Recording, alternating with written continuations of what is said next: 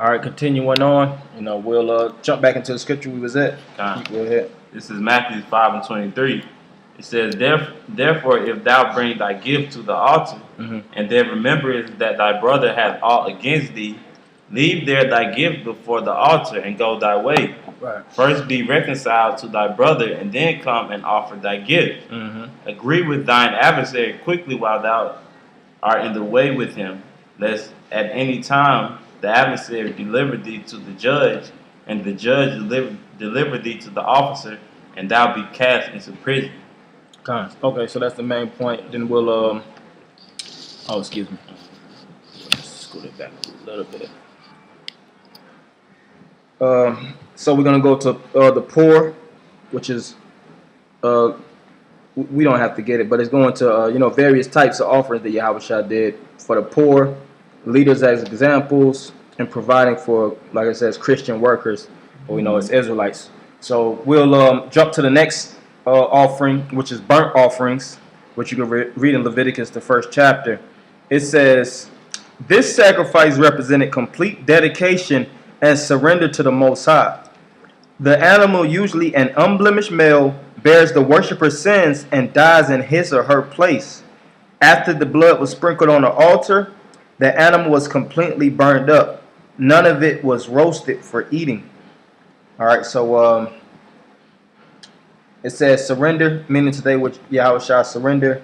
Matthew 51:16-17, Matthew 26:39, and Romans 12:1, which he goes to present your body a living sacrifice. And then it says dedication, Philippians 2:17, which I'll get.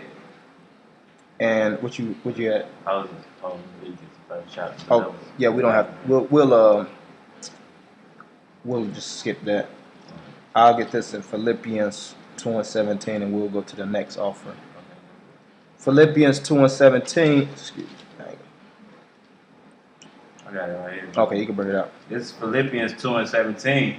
It says, "Yeah, and if I be offered upon the sacrifice and service of your faith, I joy and rejoice with you all. Yep. For the same cause also do ye joy and rejoice with me." Right. So it's all about offering yourself as a sacrifice. And this is what is that?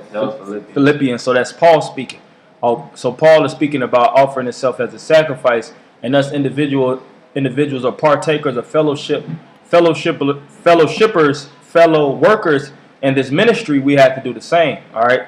Because Yahushua, he laid out the foundation, being that spiritual burnt offering, being that spiritual sin and guilt offering, and that meal offering and the fellowship offering. Yahushua presented all these different offerings in the flesh rather than actually having to physically present them, amongst the individual, so to speak.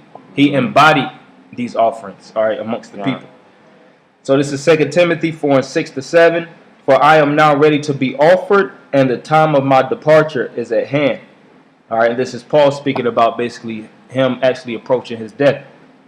"I have fought a good fight. I have finished my course. I have kept the faith. Henceforth there is laid up for me a crown of righteousness, which the Lord, the righteous judge, shall give me at that day, and not to me only, but unto all them that also that love his appearing. Do thy diligence to come shortly unto me." Right. So Paul, as a prime example, and all the disciples as prime examples, after following Yahushua, they actually embodied the laws of offerings. All right, they weren't hypocrites as previous priests, Pharisees, Sadducees, scribes, Essenes, and various other factions of Israelites that would actually present these offerings and actually give these different things to the priesthood and turn around and be niggas, man. Being hypocrites, all right, being actors. You just like Yahushua, he said, "Woe unto you, scribes and Pharisees, thou hypocrites."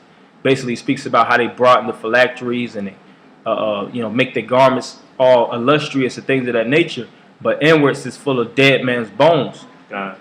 So they were actually presenting themselves a certain way, but internally they were following a whole nother practice. But Yahushua, within and without, he was that vessel that was pure. All right, the vessel. Just like the tabernacle. All right, it speaks about how on the outside it has to be in pure gold, and in the inside it was basically pure gold. All right, the mercy seat, so to speak. So that's Yahushua. Yahushua was that pure gold on the outside and on the inside. He fully embodied the full practices and the natures of the law and as man on earth. That's why he was that perfect redeemer. All right, so you had anything? Nah. So that's all we had. And Lord willing, you brothers edified. We're gonna do the other 2 offerings, and we're gonna continue this these chapters, so to speak, in the spirit.